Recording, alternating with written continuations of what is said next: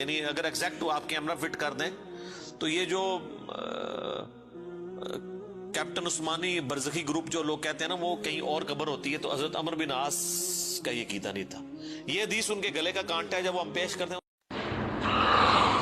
السلام علیکم ورحمۃ اللہ. ایک بھائی نے مجھے بھیجا تھا محمد علی مرزا کا ایک کلپ، جس میں وہ یہ کہہ رہے ہیں کہ اسی زمینی قبر میں جو مٹی کا گڑھا ہے اسی میں عذاب ہوتا ہے، اور عمرو بن عاص رضی اللہ عنہ کی جو مسلم میں موجود وصیت ہے وہ جو ہے اس کی بہت بڑی دلیل ہے، اور عمرو بن عاص رضی اللہ عنہ کا یہ عقیدہ تھا کہ اسی قبر میں مردہ زندہ ہو جاتا ہے. تو حالانکہ اس عبداللہ بن عمرو بن عاص رضی اللہ عنہ والی جو روایت ہے وہ صحیح نہیں ہے اور ضعیف روایت ہے، واضح طور سے قرآن کے خلاف ہے. قرآن میں اللہ تعالیٰ فرماتا ہے کہ مرنے کے بعد قیامت کے دن دوبارہ زندگی ہے، اور پھر قیامت تک یہ جسم جو ہے مردار بے جان ہے، اور نہ یہ قبر والے سن سکتے ہیں، نہ جواب دے سکتے ہیں، نہ کسی کام آ سکتے ہیں. اور لیکن یہ روایت جو ہے وہ یہ بتا رہی ہے کہ عمرو بن عاص رضی اللہ عنہ جو ہے انہوں نے یہ کہا کہ مجھے دفنانے کے بعد میری قبر کے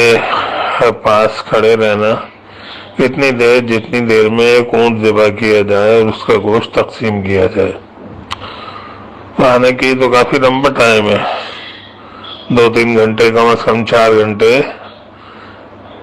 یعنی قبر پہ دفنانے کے بعد انہوں نے کہا کہ کھڑے رہنا میری قبر کے پاس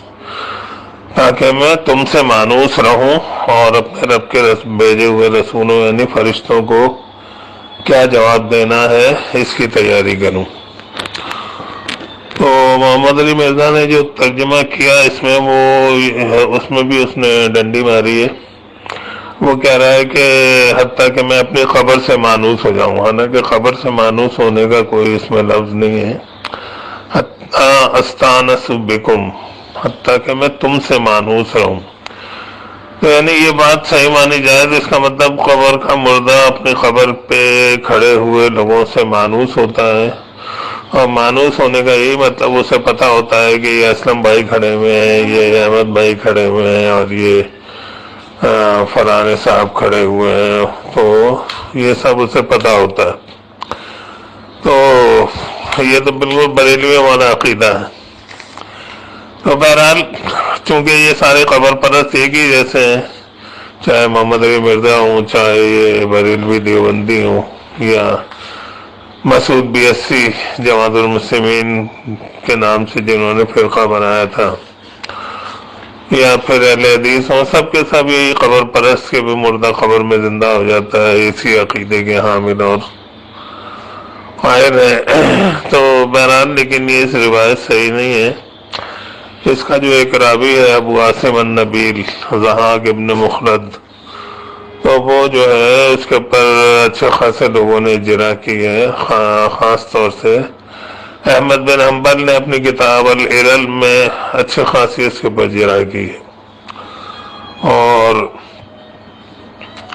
جو ہے یحییٰ بن سعید القطان مشہور محدث ہیں، انہوں نے بھی ان کے اوپر اجرا کی ہے. تو اب سوال یہ پیدا ہوتا ہے کہ کیا پھر ان کی تمام روایتیں قابل رد ہیں؟ تو ایسا نہیں ہے. بعض محدثین نے ان کو ثقہ اور معتبر بھی قرار دیا ہے،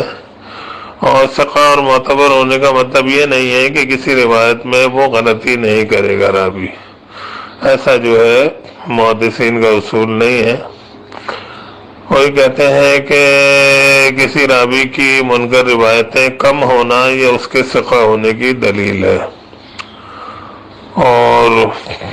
یہ جو صاحب ہیں ابو عاصم النبیل، یہ صاحب جو ہے ان کی کچھ روایتیں مسلم نے لی ہیں، اور بھی محدثین نے لیے، لیکن بہرحال یہ روایت ان کی قابل قبول نہیں ہے۔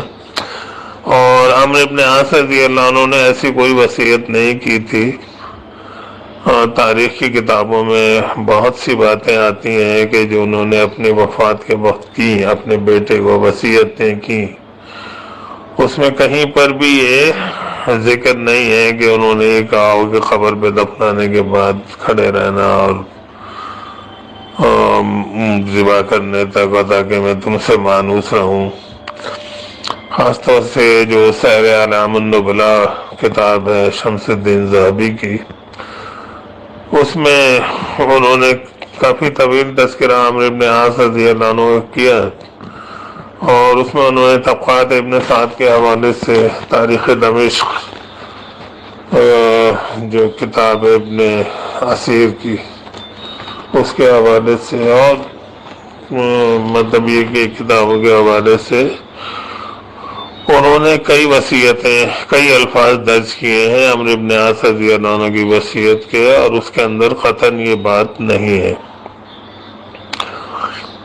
اور نہ ہی جو ہے ایسا کہیں سے کوئی ثابت کر سکتا ہے کہ عبداللہ بن عمرو بن عاص رضی اللہ عنہ جو ہے، جو کہ خود بہت ہی اونچے درجے کے صحابی ہیں، انہوں نے کوئی ایسا کام کیا ہو عمرو بن عاص رضی اللہ عنہ کو دفنانے کے بعد کچھ اس طرح کا کوئی طرز عمل، ایسا کہیں پر بھی کوئی ذکر نہیں ہے، حالانکہ وہ بہت عالم صحابی تھے اور میت کے وصیت کے احکام کو پورا کرنے کی اہمیت سے بھی ہم بہت اچھی طرح سے واقف تھے۔ تو انہوں نے ہی عمرو بن عاص رضی اللہ عنہ کی نماز جنازہ پڑھائی تھی اور تدفین کی تھی، عید کے دن ان کی وفات ہوئی تھی عمرو بن عاص رضی اللہ عنہ کی۔ تو کہنے کا مقصد یہ ہے کہ مسلم کی یہ روایت صحیح نہیں ہے۔ امام مسلم نے کوشش تو کی ہے کہ صحیح روایات درج کریں، لیکن ان سے کئی روایتیں لانے کی غلطی ہوئی ہے جو کہ صحیح مسلم میں نہیں ہونی چاہیے تھی۔ جو ایک ان کا خیال تھا کہ اس میں صحیح حدیث میں درج کروں گا، تو اس کے لحاظ سے وہ روایتیں اس میں نہیں ہونی چاہیے تھیں، وہ روایتیں صحیح کے معیار پہ نہیں پوری اترتی ہیں۔ اور یہ صرف ہوائی بات نہیں ہے، محدثین کا یہ کہنا ہے۔ اہل حدیث کے جو علامہ ابن تیمیہ صاحب جو ہیں، انہوں نے بھی اپنی کتاب الوسیلہ میں یہ لکھا ہے کہ مسلم اپنی روایتوں میں کئی غلطیاں کر گئے ہیں، اور ان کا بیان غلط ہے۔ صحیح بخاری میں جو باتیں آتی ہیں ان کے خلاف ہے، اور محدثین نے صحیح بخاری کی روایات کو ترجیح دی ہے۔ تو یہ ان کی کتاب الوسیلہ جو ہے احسان الہی ظہیر کے ترجمے کے ساتھ اہل حدیثوں نے شائع کی یہاں پاکستان میں، تو اس کے اندر انہوں نے یہ بات لکھی ہے۔ اور صحیح بخاری کا جو معیار ہے وہ بہرحال سب سے اونچا ہے، اور وہ ایسی کوئی روایتیں نہیں لے کر آئے جن کے اوپر محدثین نے مطلب عدم اعتماد کا اظہار کیا ہو۔ کہیں کسی راوی کی غلطی ہے صحیح بخاری کی روایت میں، کسی لفظ میں، کسی واقعے کے بیان میں، تو دوسری جگہ صحیح تفصیل بھی صحیح بخاری میں ہی موجود ہے۔ اور بہرحال اللہ تعالیٰ میں قرآن و حدیث کے صحیح معنی میں پیروی کرنے اور اپنے عقیدے کو ہر قسم کی خرابی سے صاف اور پاک رکھنے کی اللہ تعالیٰ توفیق دے، تاکہ جو ہے جہنم سے ہم بچ جائیں، عقیدے کی خرابی سے بچ جائیں۔ آمین۔